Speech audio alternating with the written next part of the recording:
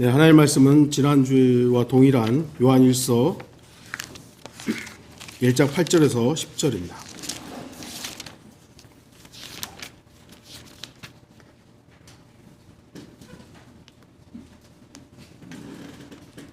요한일서 1장 8절에서 10절 말씀입니다. 제가 말씀을 읽도록 하겠습니다. 만일 우리가 우리에게 아무 죄도 없다고 말하면 우리 자신을 속이는 것이요 진리가 우리 안에 있지 아니하나 우리가 우리 죄들을 자백하면 그는 신실하시고 의로우셔서 우리 죄들을 용서하시며 모든 불의에서 우리를 깨끗하게 하시느니라. 만일 우리가 죄를 짓지 아니하였다고 말하면 우리는 그분을 거짓말쟁이로 만드는 것이요 그분의 말씀이 우리 안에 있지 아니하니라. 그랬습니다. 오늘 제목은 깨끗한 사람들 두 번째 시간입니다. 지난주에 깨끗한 사람들 첫 번째 말씀을 전했고 오늘은 그 이어서 두 번째 말씀입니다. 지난주 설교를 정리하면 그리스도인은 분명히 주 예수 그리스도의 보혈을 근거로 죄에서 완전히 깨끗하게 된 사람입니다. 그럼에도 그리스도인은 자신이 죄를 짓는다는 사실을 인정해야만 하는데 그렇지 않으면 자신을 속이는 것이고 하나님을 거짓말쟁이로 만드는 일임을 설교했습니다. 그리고 지난주에 이제 예배 마치고 교제 시간에 몇 가지 이제 그 교제 나눔 내용 중에 언급한 부분들이 있었죠. 제가 찬송 부르다가 잠깐 이렇게 메모를 했던 거는 제가 이렇게 설교로 쭉 준비했던 것과 다른 건 아니지만 갑자기 생각났던 부분이 있어서 좀 메모를 했습니다.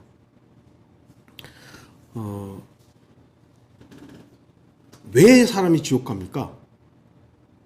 성경 전체적인 맥락은 죄를 저질러서입니다. 죄를 지었기 때문입니다. 물론 죄인으로 태어났죠. 태어났는데 태어난 그 사람이 여전히 죄를 짓기 때문입니다. 어린아이들은 죄인으로 태어났지만 죄를 안 지었잖아요. 그리고 죄를 모르잖아요. 그러니까 하나님께서는 그 짓지 않은 죄를 부를 수 없는, 그래서 죄로 인정하지 않은 겁니다. 그러니까 결국은 죄를 지었기 때문이라는 말씀은 성경 전체적인 맥락이에요. 그러면 지금 우리는 여전히 죄를 짓고 있잖아요. 그러면 이 죄 때문에 지옥 가야 되는 거 아니겠습니까? 그것이 십자가 이전과 십자가 이후에 큰 차이가 되는 것이에요. 십자가에서 예수 그리스도께서 보혈을 흘려서 다 이루었다. 세상 죄를 제거한 것이죠. 그래서 십자가에서 세상 죄는 제거되었다는 법정적인 선언이 이루어진 겁니다. 법정적인 선언이 이루어진 거예요. 그거는 하나님께서 선포해 주신 것이고 아들을 통해서 그 핏값을 아버지 받으신 것이죠. 그래서 그래 죄 없다 한 거예요. 그러면 인류는 모든 사람이 십자가에서 이미 죄를 해결했으니까 인류는 다 죄가 없는 겁니까? 없어진 겁니까? 제가 요즘에 계속 얘기해요. 우리는 그 사실을 믿는 거다고 하는 거죠. 죄가 없어졌다는 사실을 믿는 거잖아요. 근데 그 없어졌다는 사실을 안 믿으면 죄가 남아있는 겁니까? 남아있는 거예요. 그러니까 법정적인 선언이 나에게 역사하려면 우리가 언제 구원받는 거죠? 십자가에서 이미 죄가 용서되었잖아요. 그러면 우리는 자연스럽게 그냥 구원받는 겁니까? 아니잖아요. 언제 구원받죠? 그분을 영접할 때잖아요. 영접할 때 효력이 우리 안에 일어나는 거예요. 죄가 정말로 없어지게 되는 거죠. 그래서 우리는 의인이 되는 겁니다. 그런데 안 믿는 사람은 안 믿기 때문에 그 법정적 효력이 그 사람에게 일어나지 않아요. 그 사람은 여전히 자기 죄로 살아가는 겁니다. 그래서 그 죄 때문에 지옥 가는 거예요. 죄의 싹슨 사망이라는 게 그 사람에게 그대로 적용이 되는 거예요. 제가 사실은 이 부분을 이렇게 좀 이해를 하고 있음에도 불구하고 좀 다른 내용으로 이렇게 설교를 준비하다가 계속 오늘 아침에도 이게 내가 지금 하고 있는 게 조금 논쟁적인 부분이 될 수 있었기 때문에 이게 좀 뭔가 있었는데 하는데 어떻게 보면 하나님께서 딱 알려주신 부분이 있었던 거죠. 그러니까 십자가에서 죄의 모든 어떤 해결은 법정적 선언이라는 겁니다. 그래서 다 이뤘다, 끝났다 이거죠. 그래서 인류의 죄는 십자가에서 해결이 된 거예요. 근데 문제는 안 믿는 사람은 여전히 그 죄의 문제가 해결되지 않은 겁니다. 자기가 저지르거나 뭐 태어났거나 어쨌든 간에. 그러나 그 사실을 믿는 사람에게는 그 법정적 효력이 실제로 그 사람에게 일어나는 거죠. 발생하는 겁니다. 다시 말씀드리면 우리가 언제 구원받는 겁니까? 예수 그리스도를 영접할 그 순간이잖아요.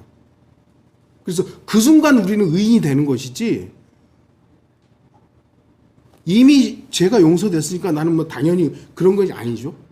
그래서 우리는 예수 그리스도께서 십자가에서 이미 이루어놨다는 것을 믿는 그 순간 나에게 효력이, 실제적인 효력이 우리에게 발생하는 것이고, 그래서 우리는 이제 의인이 된 것입니다.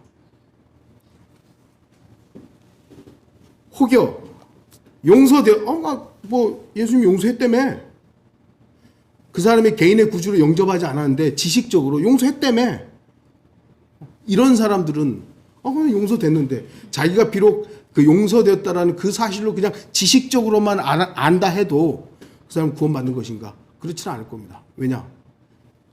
민수기에 나와 있듯이 그러나 만일 너희가 그렇게 하지 아니하면 보라, 너희는 주를 거역하여 죄를 지은 것이니 반드시 너희 죄가 너희를 찾아낼 것임이라.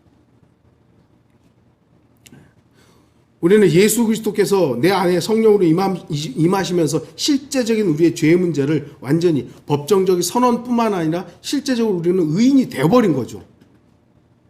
그러나 그 사실을 믿지 않으면서 지식적으로만 뭐 용서됐다며 하는 그 사람은 나 용서됐는데 그렇게 아는 사람들도 있어요. 그러나 그 사람은 죄가 그를 찾아낼 겁니다. 그래서 그는 그가 저지른 소위 말해 직거리의 문제로 지옥에 가게 되는 겁니다. 그러니까 우리가 성경에 전반적으로 쭉 흐르는 지옥의 문제는 죄 때문에 가는 거예요. 저지른 죄 때문에 가는 겁니다. 근데 지금 이 시대의 은혜 중에 은혜 시대인 지금은 우리가 저질렀음에도 불구하고 왜 안 가는 겁니까? 왜 안 가죠? 우리가 다시 예수 그리스도의 십자가 덕분이죠. 그 보혈 덕분이죠. 그래서 우리는 보혈을 찬양하는 것이고 보혈에 대해서 우리가 중요시하는 겁니다. 큰일 났습니다, 이제. 준비한 내용은 굉장히 긴데 제가 지금 이렇게 말함으로 해서 촥 짧아졌어요. 설교가 굉장히 짧게 끝날 것 같습니다. 이제 9절을 보십시오. 우리가 우리 죄들을 자백하면 그렇습니다. 성도들은 깨끗한 사람들입니다. 깨끗해요. 이게 성경이 우리에게 깨끗하게 되었다고 말씀하죠. 그렇기 때문에 자백해야 합니다. 이제 우리 자신이 죄인이란 사실이 분명하잖아요. 그리스도인 역시 죄의 문제에서 완전히 자유롭지 못하다면, 아까도 처음에 말했죠. 난 여전히 죄를 짓고 있는데. 죄가 해결됐다. 근데 나는 여전히 죄를 짓고 있는데. 어떻게 되는 것인가? 영생은 과연 이게 안전한 것인가? 죄가 있는데, 죄가 있는 죄인이 어떻게 구원받을 수 있는가? 죄가 없어야 구원받는 건데 죄가 있는데 어떻게 구원받을 수 있는가? 아까도 말씀드린 죄인은 구원받을 수 없습니다. 의인만 구원받는 거예요. 그러나 죄의 값이 이미 지불된 사람은 더 이상 죄의 값을 지불할 필요가 없는 것이죠. 저와 여러분 그걸 믿는 거잖아요. 죄의 값이 지불됐다는 걸 믿는 거예요. 근데 세상 사람들은 그 사실을 모르잖아요. 안 믿는 거죠. 그래서 죄의 값이 이미 지불된 우리에게 다시 죄를 물을 수는 없는 거예요. 우리 살인을 저질러서 성경적으로는 당연히 사형인데 실제로 그렇지는 않죠. 몇십 년을 이제 20년을 판결을 받고 20년을 살다 나왔어요. 이제 출소를 했어요. 그러면 그 살인을 저지른 그 죄를 다시 물을 수 있습니까? 물을 수는 없어요. 이미 죄값을 치렀기 때문이죠. 물론 그 사람은 자기가 살인을 저지른 그 사실을 평생 마음에 담고 나는 좀 그런 나쁜 사람이야 라는 그런 마음을 또 그렇다고 너무 나는 살인자라고 할 필요는 없잖아요. 왜냐하면 이미 죄값을 치렀는데, 그럼에도 불구하고 죄값을 치렀다고 해서 살인을 했던 그 사실 자체가 없어지는 건 아니기 때문에 그 자신은 조금은 다른 사람들에 비해서 조금은 경거망동하면 안 되는 거죠. 그러나 다른 사람이 너 살인자잖아, 살인자라 해야 될 이유는 없는 거예요. 우리 마찬가지로 우리가 죄값이 이미 예수 그리스도의 보혈로 지불되었어요. 우리는 이미 다시 이 죄값을 지불해야 될 이유는 없어요. 그러나 우리가 죄인이었다는 사실 자체가 없어진 건 아니잖아요. 우리는 주님 앞에서는 언제나 난 죄인입니다 라고 고백할 수밖에 없는 것이죠. 그러나 누군가가 너 여전히 죄인이지? 아니, 나는 예수님이 이미 나의 죄값을 지불했다, 나는 의인이다 라고 또 어느 면에서는 당당해야 될 필요도 있는 겁니다. 참 이 둘 사이에서 우리가 어떻게 대처하느냐, 그래서 기도하는 겁니다. 그래서 성령님께 지혜를 구하는 겁니다. 이 순간 내가 어떻게 해야 됩니까? 이것이 바로 하나님의 은혜죠. 하나님의 은혜가 아니라면 우리가 어떻게 떳떳하게 나는 의인입니다 라고 말할 수 있겠습니까? 이 은혜가 값없이 주어졌기 때문에 죄인들이 구원받을 수 있는 것입니다. 이 사실, 이 구원의 근거를 믿느냐 믿지 않느냐의 문제일 뿐입니다. 그래서 성경은 믿음으로 구원 받는다고 말씀합니다. 이 은혜 중에 은혜 시대인 지금 말이죠. 다른 시대에는 율법을 지켜야 되는 거죠. 근데 이스라엘 백성 가운데 율법을 온전하게 지킬 수 있는 사람이 없었기 때문에 하나님은 그 시대, 율법을 지켜야 하는 그 시대에도 하나님의 은혜가 있었던 것이죠. 그리고 앞으로 환란이라든 천년왕국 때 또 좀 다르죠. 그때는 예수님 믿어, 그걸로 끝나는 게 아니라 그 믿음을 행위로 나타내야 되는 거죠. 천년왕국 때는 나 예수님 믿어 말아야 될 필요도 없는 거예요. 왜? 예수님은 버젓이 왕자에서 보좌에서 통치하고 있는데 내가 예수님을 믿어 이래야 될 필요가 없는 거예요. 그냥 보면 되는 거니까. 그러나 그때는 행함으로만 해야 되는 거예요. 행함으로만. 온전히 마태복음에 나와 있는 그 산상수훈에서 말했던 천년왕국의 율법, 헌법 그대로 살아야 되는 거죠. 근데 지금은 뭐죠? 믿음으로만요.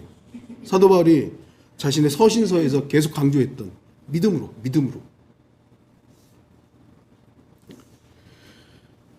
근데 다시 말씀드리지만 우리는 여전히 죄를 짓습니다. 죄의 문제는 이 실제로 우리가 짓고 있는 이 죄의 짓거리의 문제는 어떻게 해결해야 됩니까? 예수님이 십자가에서 해결했습니다. 맞죠? 우리가 앞으로 지을 죄, 그 문제까지도 주님은 다 해결했죠. 아까도 말씀드렸던 법정적 선언은 끝난 겁니다. 그러면 법정적 선언이 끝났다고 해서 내가 짓고 있는 이 죄가 무효냐? 그건 아닙니다. 그래서 성경은 죄들을 자백하라고 하는 것이죠. 우리가 우리 죄들을 자백하면,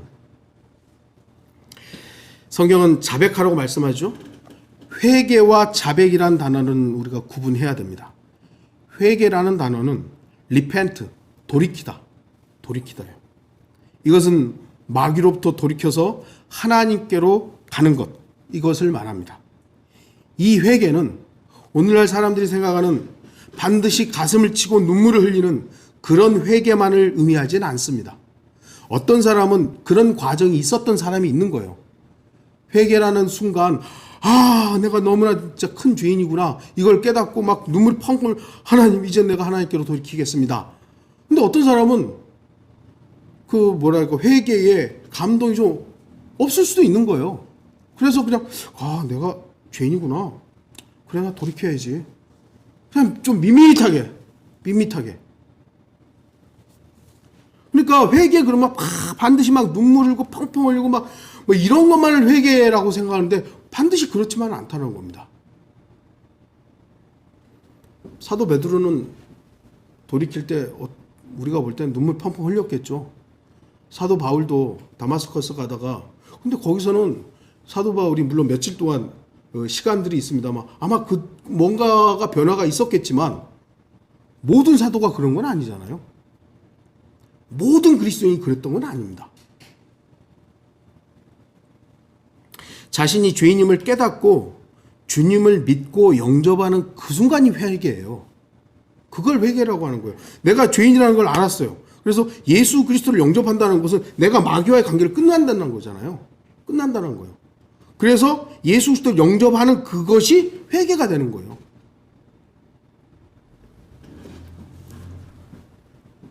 이거를 아까도 말씀드렸듯이 반드시 막 눈물 흘면서 막 애절하게 막 해야 되는 그 과정이 있었다면 좋은 간증이 되겠지만 반드시 그것이 필요한 건 아니라는 겁니다.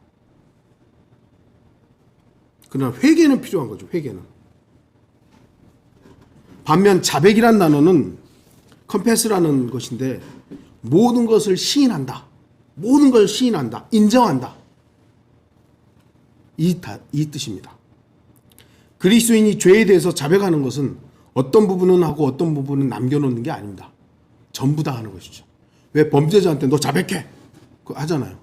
회개가 아니라 자백해라고 그러잖아요. 그럼 그 범죄자는 자기한테 뭐 인간들은 그러죠. 인간들은 자기한테 유리한 건 남겨놓고 뭐 이런 것들만 하지만 자백이라는 건 처음부터 끝까지 사건의 전말을 다 얘기하는 겁니다.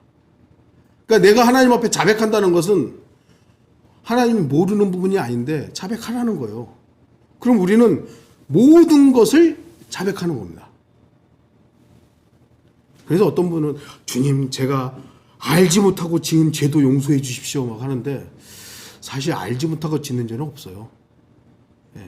내가 의도하지 않은 방향으로 흘러가는 건 있을 수 있지만 내가 알지 못하고 저지르는 죄는 없습니다. 다 알고 하는 거예요. 다 알고 하는 겁니다. 그래서 우리는 내가 인지한 모든 것을 주님 앞에 자백해야 됩니다. 누가복음 12장 8절 또 내가 너희에게 말하노니 누구든지 사람들 앞에서 나를 시인하면 인자도 하나님의 천사들 앞에서 그를 시인하리라. 여기서 사용된 시인한다라는 이 단어가 confess라는 자백하는 동일한 단어예요. 우리가 예수 그리스도를 시인하는 것이 부분적으로만 시인하지 않듯이 죄를 자백하는 것도 부분적인 자백이 아니라 모든 것을 자백해야 되는 겁니다. 주님 저는 이런 존재입니다. 이러이러한 부분에서 주님 앞에서 결격 사유가 당연히 있습니다. 우리는 우리 자신의 죄들을 낱낱이 자백해야 합니다. 왜냐하면 우리는 죄를 짓기 때문입니다. 좀 전에도 말씀드렸듯이 우리는 인지하고 죄를 짓습니다.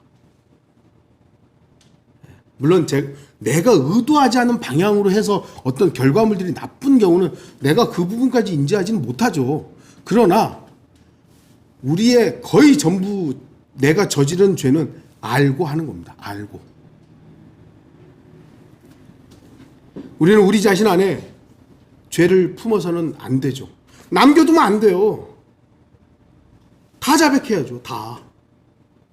왜냐하면 이미 성령의 전이 된 사람은 죄의 전이 될 수는 없습니다. 죄를 내 안에 담고 있으면 안 되죠. 다 하나님 앞에 내려놔야죠. 요한일서 3장 9절 하나님께로부터 태어난 사람은 누구나 죄를 짓지 아니하나니 하나님으로부터 태어난 사람은 누구나 죄를 짓지 않는데요. 이는 하나님의 씨가 그 사람 안에 거하며 또 죄를 지을 수 없는 것은 그가 하나님께로부터 태어났기 때문이라.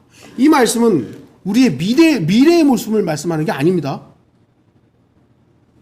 지금 바로 현재에도 죄를 짓지 않음을 말하는 거예요. 사도 요한이 지금 요한일서 1장에서는 죄 없다고 하면은 거짓말쟁이라고 니를 속이는 거라고 해놓고 그러니까 넌 죄인이다. 넌 죄 있다. 라고 해놓고 요한일서 3장에서는 아니 하나님의 아들은 죄 안 짓는다고. 이게 모순되잖아요. 앞에서는 죄 짓는다 당연히. 죄 안 짓는다고 하면 안 된다. 너 죄인이다. 라고 하는데 하나님의 아들은 죄 안 짓는다고 하는 거예요. 모순처럼 보일 수 있지만 이 말씀은 분명히 구원받은 하나님의 아들의 완전한 우리의 모습을 말씀하는 겁니다. 구원받은 하나님의 아들들은 죄를 지을 수 없어요. 우리가 하나님의 아들들로서 살면 성령으로 충만해서, 다시 말씀드리면 성령으로 충만해서 하나님의 아들들로 태어나서 하나님의 아들들로 사는 동안은 우리는 죄 안 짓습니다. 문제는 우리가 하나님의 아들들임에도 불구하고 하나님의 아들들로 안 살 때가 문제인 거죠. 그래서 요한일서에서는 죄 안 짓는 거 하면 안 된다는 겁니다. 너는 소위 말해서 너는 하나님의 아들임에도 불구하고 하나님의 아들로 안 사는 경우가 있기 때문입니다. 육신으로 사는 경우가 있기 때문에. 우리 몸은 여전히 죄와 접촉합니다. 어떤 의미에서 우리가 세상에 사는 동안 죄를 안 짓는 것은 불가능합니다. 그래서 우리는 이 몸이 죄와 접촉했다는 사실을 자백해야 되는 거예요. 하나님, 저 오늘 이렇게 살다 보니 또 죄를 지었습니다. 자백이 뭡니까? 말 그대로 입으로 고백하는 겁니다. 우리 자신이 죄인이라는 사실에 대해서, 그리고 여전히 죄를 짓는다는 사실에 대해서 고백하는 거예요. 고백해요. 그럼 어떻게 되죠? 9절. 그는 신실하시고 의로우셔서. 저 역시도 이렇게 돌아보면 동일한 죄를 또 짓는 것 같아요. 매번 같은 죄를 반복합니다. 화를 잘 내는 사람들은 매번 같은 죄를 져요. 돈에 대해서 약한 사람들은 매번 돈 때문에 죄를 짓습니다. 거짓말 잘하는 사람은 매번 거짓말로 인해 죄를 짓습니다. 육신의 정욕과 관련된 죄를 짓는 사람은 거의 매번 같은 그 육신과 관련된 죄를 지어요. 여러분도 한번 생각해보세요. 내가 어떤 것에 약한가? 마귀는 우리보다, 나 자신보다 우리를 더 잘 알아요. 그래서 그 부분에서 항상 덫을 놔둬요. 항상. 가만히 보면 쓰러지는 데서 또 쓰러져요. 매번 그래요. 우리는 그 부분을 놓고 주님 앞 기도하죠. 주님, 제가 안 쓰러지려고 하는데 또 쓰러졌습니다. 죄송합니다. 죄 용서해 주십시오. 그럼 우리는 용서받죠. 근데 다음날 거기에 또 쓰러졌네요. 그럼 또 기도하죠. 주님, 안 쓰러지려고 하는데 또 쓰러졌네. 죄송합니다. 용서받았죠. 그 다음날 또 쓰러지네요. 주님, 저거 진짜 안 하려고 그랬는데요. 정말 안 하려고 그랬는데요. 쓰러졌네요. 죄송합니다. 됐어 이제. 근데 또 정말 주님 정말 안 하려고 그랬는데, 이게 어떻게 보면 계속 반복돼요. 계속. 저만 그렇습니까? 저만 그런지는 모르겠습니다만 저 역시도 쓰러지는 곳에서 또 쓰러지고 또 쓰러지고 또 쓰러집니다. 항상 같은 죄를 반복해서 짓고 그 죄를 자백하고 다음날 똑같은 죄를 인해서 또 고민하고 자백하고, 그리고 며칠 뒤에 또 같은 죄를 짓고 또 하나님 앞에서 자백하고. 너무 뻔뻔스럽죠. 뻔뻔하죠. 진짜 너무 뻔뻔하죠.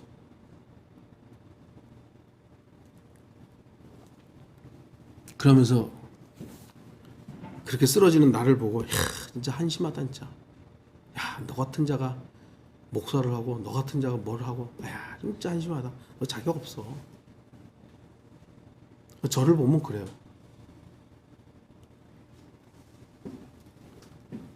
이렇게 뻔뻔하게 죄를 반복하는데, 하나님도 용서할 수 없어. 너 같은 사람 하나님 용서 안 하실 거야. 마치 나 자신이 하나님이라도 되는 것처럼 자신을 정죄하고 자백하는 것을 포기해버리는 겁니다. 그게 마귀가 딱 잡아채는 거예요. 그렇게 하라고. 그렇게 하는 순간 우리는 마귀가 쳐놓은 덫에 들어가는 것입니다. 근데 그럼에도 불구하고 그렇게 뻔뻔스럽고 그렇게 진짜 나 같으면 벌써 죽여버렸을 그런 존재인데 주님 앞에 또 나가는 거예요. 신실하시고. 저도 여러분도 그러겠습니다. 저도 자녀들 키울 때 너 내가 딱 4번까지는 봐준다. 이제 반복했어요. 그러면 엉덩쟁이 때리는 거죠. 너 하지 말라 그러는데. 근데 또 해요. 그러면 그 전보다 좀 더 세게 때리죠, 이제. 그러나 주목하십시오.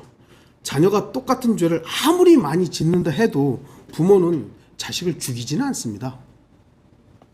죽이지 않아요. 좀 세게 때리고 강하게 막 화를 내고 뭐 어떻게 할지는 모르지만 죽이지는 않습니다. 자녀가 용서를 하면 화를 내고 그리고 세게 때리면서도 용서하는 것이 부모입니다. 왜냐하면 자백했으니까요. 용서를 구했으니까요. 하나님께서도 그리스도인들을 자녀로, 아들들로 대하십니다. 우리가 거듭나지 못한 마귀의 자녀였다면 하나님께서는 죄인을 대하듯이 죄의 대가로 심판을 하시고 지옥의 저주 아래로 떨어뜨릴 것입니다. 그러나 그리스도인들은 하나님의 아들들, 하나님의 자녀이기 때문에 자녀가 자백하기만 하면 부모가 자녀를 용서하듯이 하나님께서는 그리스도인들을 용서하십니다. 여기 분명히 나오잖아요. 자백하면 그는 신실하시다고. 하나님은 신실하신 분이십니다. 신실하다는 게 뭐죠? 믿을만하다는 거죠. 믿을 수 있는 분이에요. 만약 하나님의 신실하심과 자비와 인자하심과 오래 참으심이 없었다면 저부터 제일 먼저 죽었을 거고 여기에서 살아남으실 분이 누가 있을까요? 한번 볼까요? 우리는 신실하지 못합니다. 매번 같은 죄를 짓고 자백한 그 죄를 바로 다음 순간 또다시 지을 수 있는 사람입니다. 그러나 하나님께서는 신실하십니다. 이 사실, 우리가 그럴 수 있는 사람이라는 걸 하나님은 다 아시잖아요. 그래서 하나님이 신실하신 게 얼마나 감사한데요. 우리가 신실하지 않고 하나님이 신실한 게 너무 감사한 거예요. 만약 하나님이 신실하지 못하시다면, 신실하신 분이 아니라면 우리 중에 살아있을 수 있는 사람 없다니까요. 만일 구원받은 사람이 자신의 믿음과 자신의 행위로 구원을 보장할 수 있다면 아무도 구원을 온전히 보장받을 수 없을 것입니다. 왜냐하면 사람은 아무도 신실하지 못하여 아침 저녁으로 변하기 때문입니다. 그러나 하나님께서는 신실하셔서 한 번 구원받은 그리스도인들을 성령의 능력으로 영원히 보장해 주십니다. 그래서 구원받은 죄인은 아무런 염려 없이 구원에 대해 영원히 보장받을 수 있는 겁니다. 우리가 한때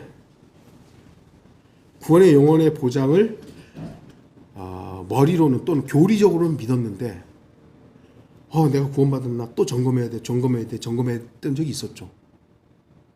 왜 그랬었죠? 하나님의 신실함을 본 게 아니라 나를 본 거예요. 물론 그리스도인도 하나님 앞에 신실해야 되고 우리가 믿음의 생활이라는 여러 가지 신실한 면이 있어야 되죠. 청지기에게 요청되는 건 신실함이잖아요. 우리 신실해야 된대요. 신실해야 됩니다. 그러나 하나님의 신실함에 비견할 수는 없어요. 근데 이 교주들은 계속해서 너 주님 사랑한다며. 근데 왜 세상 사랑하는 거야? 너 구원 안 받았으니까 그런 거야? 그러면 맞잖아요, 그 말이. 그래, 내가 구원 받았다면 하나님을 사랑했는데 왜 세상을 사랑하지? 나 구원 안 받았나? 또 고민해야 되는 거야. 하나님의 목자로 가는 사람이 이거 하라고 그랬는데 고민하고 있어요. 너 예수 그리스도를 주로 시인해야 되고 주로 믿고 사는 사람이 왜 하나님의 종인 목사가 얘기를 하는데 왜 안 들어? 너 구원 안 받은 거 아니야? 이러면 또 갈등하는 거예요, 이제 또. 그게 뭐가 문제였던 거죠? 하나님의 신실함이 아니라 나의 신실함을 본 거예요. 그러니까 흔들흔들한 거죠. 제가 여러 번 이 말씀 드렸잖아요. 구원에 대해서 의심이 된다. 즉각적으로 여러분들은 주님을 보십시오. 나를 보지 마십시오. 옆에 있는 사람 보지 마세요. 목사도 볼 필요 없고 아내, 남편을 볼 필요도 없어요. 여러분을 구원하신 주님 보십시오. 왜요? 그분만이 신실하시기 때문입니다. 그분의 신실함을 붙잡는 거예요. 그래서 우리는 신실하신 하나님께만 우리의 죄들을 자백하는 겁니다. 사람한테 하는 거 아니에요. 로마 카톨릭은 야고보서에 나와 있는 그 말씀을 근거로 신부한테 가가지고 죄를 고해성사를 하잖아요. 교회는 그 정도까지는 안 하는데요. 이 목사들이요, 그걸 은근히 이용해가지고 이용해 먹는 거예요. 그래가지고 뭐 어떤 믿음 상담하고 뭐 한다고 기도해 준다고 해가지고 그런 것들을 슬금슬금 끄집어내는 거예요. 여러분, 절대로 물론 우리 그 각자의 개인 간의 관계 속에서 내가 누구에게 결례하고 실수하고 이런 것들은 미안하다고 죄송하다고 해야 되죠. 근데 여러분의 은밀한 죄들을 누구한테 상담하지 마세요. 목사한테도 하지 마세요. 그러면 만약에 여러분이 나한테 은밀한 죄를 그 다음부터 보기가 껄끄러워요. 하는 거 아니에요. 하나님께 하세요. 왜요? 그분만이 신실하시니까. 신부들은 그 왜 고해성사를 얘기 안 하는 게 그 뭐 선언을 한다며요. 그런데요, 진짜 안 하는 줄 아세요? 그게 다 꼬챙이가 돼가지고 사람들을 다 뒤에서 통제하는 수단이 돼버립니다. 그래서 카톨릭이 지금까지 사람들을 이용해 먹는 수단이 되는 거예요. 교회도 지금 그런 식으로 흘러가고 있는 겁니다. 하나님만 신실해요. 사람은 자기 이익과 연관해서 얼마든지 바뀌는 겁니다. 만약 우리 자신에 대해서 심판을 한다면, 내가 나를 심판한다면 얼마나 우유부단합니까? 기분 좋은 날은 다 용서해 주는 거예요. 그래, 아유, 에이, 괜찮지 뭐. 좀 심기가 불편해요. 그럼 나도 나를 죽여버리는 거야. 야, 이따구로 해? 나를 정죄하고 나를 심판하고 나에 대해서 가차없이 심판하는 겁니다. 이게 인간이에요. 하나님은 신실하시고 의의 기준에 따라서, 공의의 기준에 따라서 하시는 거예요. 하나님께서 그리스도인들을 다루시기 때문에 우리는 죄를 자백하기만 하면 됩니다. 왜냐하면 죄에 대한 심판은 이미 예수 그리스도의 십자가에서 이루어졌기 때문입니다. 아까도 말씀드렸듯이 법정적인 선언은 끝난 겁니다. 십자가에서. 하나님께서 우리를 죽이고 싶을 정도로 화가 났더라도 그리스도인들에게는 십자가의 저주로 죽으신 예수 그리스도가 있습니다. 우리가 몸으로 이 죄를 짓고 있을 때 얼마나 정말 짜증나시겠어요. 아까도 말씀드렸듯이 어제 지었던 죄 또 짓고 그 죄 내일 또 지을 거고 내일 모레 또 지을 건데, 우리가 만약에 하나님이 신실하시고 그런 어떤 절대적인 기준이 없이 우리를 본다면 얼마나 쳐 죽이고 싶겠습니까? 그런데 십자가가 있잖아요.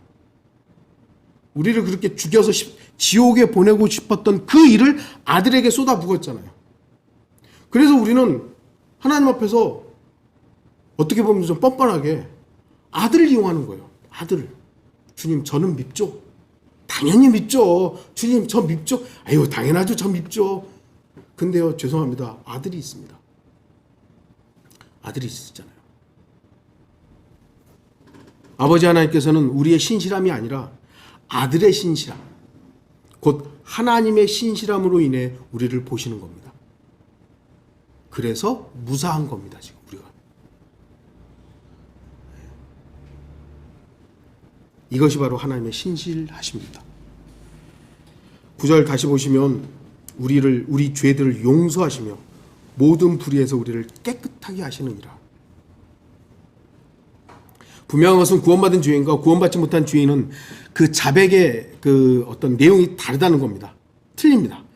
누구나 죄를 지으면 양심이 죄를 지적하고 그 죄에 대해서 후회하고 용서를 구합니다. 물론 양심이 마비된 자들을 제외하고는 누구나 죄에 대해서 후회하고 돌이킵니다. 그게 하나님께서 인간들에게 주신 양심의 기능이에요. 그래서 구원받지 않은 사람이라도 죄를 지으면 양심의 가책이 있으니까 후회합니다. 그리고 아유, 죄송합니다. 자백합니다. 그러나 문제는 하나님의 자녀의 자백과 마귀의 자녀의 자백은 근본부터 다르다는 겁니다. 마귀의 자녀들이 자백할 때 그들이 아무리 눈물을 흘리고 콧물을 흘리고 더 나아가 삶의 극적인 변화를 가져왔다 할지라도 하나님 보시기에는 여전히 죄의 문제를 해결하지 못한 죄인에 불과합니다. 아까도 말했듯이 법정적 선언은 됐는데 이 사람이 믿음으로 그 죄의 문제가 예수 그리스도의 의가 그 사람에게 전가되지 않았잖아요. 그러면 하나님 볼 땐 여전히 그는 죄인인 거예요. 여전히. 그럼 그 사람이 저지른 그 죄 때문에 결국은 지옥에 가야 되는 거예요. 제가 언젠가도 언급했습니다만 어거스틴이라는 사람이 있습니다. 제가 그러니까 초기에 알았던 어거스틴과 킹제임스 성경을 알고 알았던 어거스틴과 요 근래에 알았던 어거스틴이 조금씩 다릅니다만 어쨌든 그 사람이 쓴 참회록이라는 책이 있습니다. 어거스틴은 정말 타락해가 살았어요. 엉망으로 살고. 그런데 그 어머니 모니카가 눈물로 기도하고 아들의 회심을 해서 기도했고 결국은 그 어머니의 기도 덕분인지 몰라도 돌이키고 방탕한 삶에서 돌이키고 회심했다고 합니다. 마음을 돌이켰다 이거죠. 그리고 그는 기독교의 거장으로 수많은 사람들의 존경을 받고 있습니다. 그리고 그의 책은 참회록은 그의 기독교 고전으로서 추천 도서 중에 하나입니다. 그러나 제가 물론 그분의 책을 다 읽은 게 아니기 때문에 제가 함부로 딱 판단할 수 없습니다만 누가 되었든 참회하고 기독교인으로 완벽한 삶을 살았을지라도 예수 그리스도를 개인의 구주로 영접했거나 예수 그리스도의 보혈로 인한 죄의 문제가 해결되었다라는 그런 간증이 없다면 그 사람은 구원받은 게 아닙니다. 왜냐하면 예수님을 믿었다는 것은 단지 위대한 신으로 믿었다. 이런 사람도 있습니다. 예수님은 하나님이다. 로마 카톨릭 보십시오. 예수님은 신이다. 믿잖아요. 삼위일체도 믿잖아요. 또 어떤 사람은 예수님을 인간이다. 인간이다. 인성. 예수님의 인성. 그것만 믿어도 안 됩니다. 어떤 사람은 선지자로 믿고 어떤 사람은 위대한 스승으로 믿고 하여튼 별의별 어떤 대상으로 예수님을 믿습니다. 등등등등. 물론 시대에 따라서 예수 그리스도를 어떻게 믿느냐에 따라서 다름이 있지만 십자가 이후에는 반드시 나를 죄에서 구원하신 구주로 믿어야만 합니다. 십자가에서 피 흘려 죽으신 그 피가 내 죄의 문제를 해결했다라는 그 사실을 믿어야 됩니다.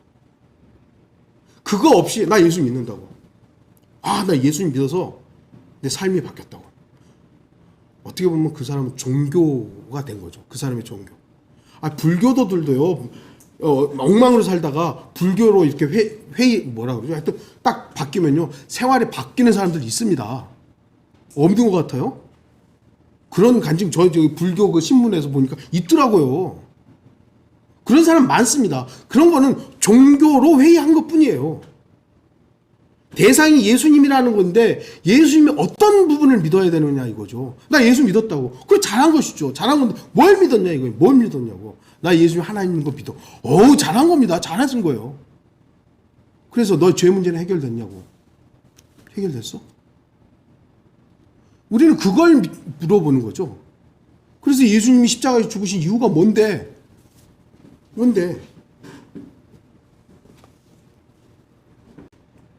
십자가 위에는 반드시 나를 죄에서 구원하신 구주로 믿어야만 합니다. 이러한 간증이 없다면 그가 아무리 위대한 신앙 간증을 했다 해도 그 사람은 지금 이 시대의 신학적인 관점에서는 구원 못 받은 거예요. 위대한 신학자들 글을 읽어보면 진짜 아까도 어떤 마이클 호튼이라는 분 글 읽어보고 그랬지만 제가 그분의 신앙 간증을 본 적은 없기 때문에 단적으로 말할 수는 없습니다만 제가 모든 사람이 신앙 간증을 다 들어볼 수는 없잖아요.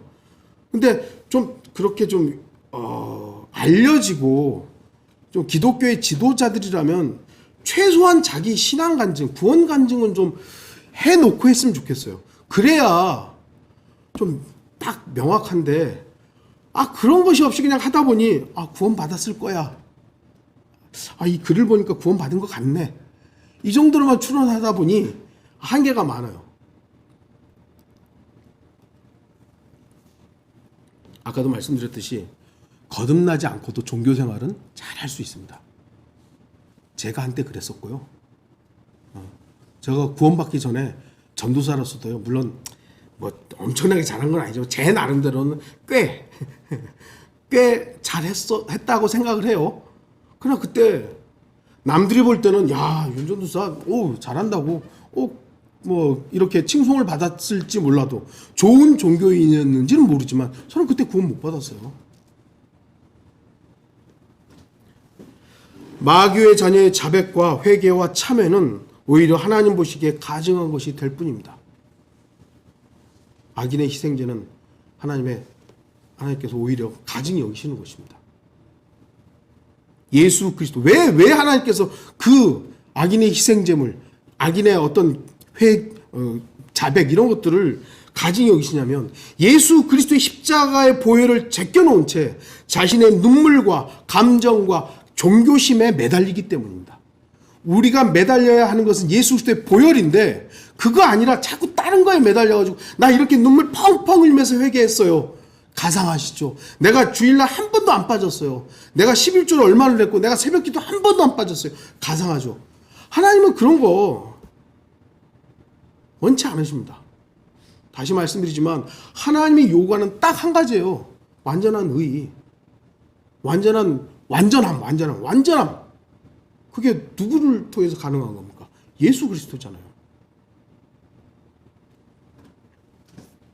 여러분은 죄를 용서하시며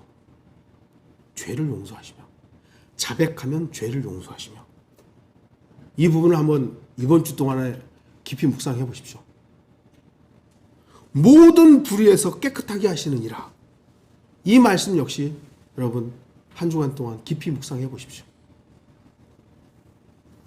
저는 이 설교를 준비하면서 다시 한번 이 말씀들을 묵상할 때 감사하고 찬양이 나왔습니다. 내가 어떠하든 용서해 주신다는 거죠. 우리는 세탁소에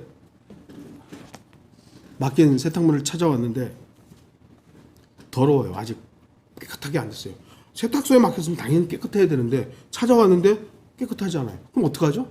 다시 가죠. 안 됐다고 깨끗하게 해달라고.